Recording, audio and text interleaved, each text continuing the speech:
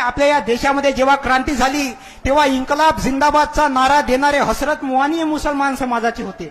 जय हिंदचा नारा देणारे आबेद हसन सपानी हे मुसलमान समाजाचे होते. 1942 ला भारत छोडो आंदोलन झालं तेव्हा सायमन गो बॅक म्हणजे भारत छोडोचा नारा देणारे युसुफ मेहर अली हे मुसलमान समाजाचे होते.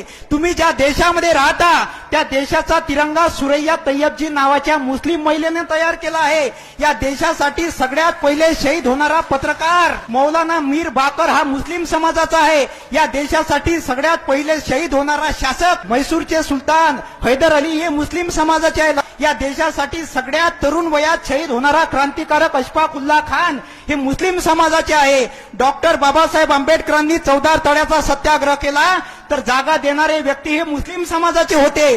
जेव्हा महात्मा फुलेंनी इथल्या महिलांसाठी पहिली शाळा काढली आणि ह्या भामट्यांनी महात्मा फुलेंच्या घरावर मारेकरी पाठवले तेव्हा महात्मा फुलेंच्या वडिलांनी सांगितलं की तुला घरामध्ये राहण्याचा अधिकार नाही. तेव्हा महात्मा फुलेंच्या वडिलांनी त्यांना घराच्या बाहेर काढलं.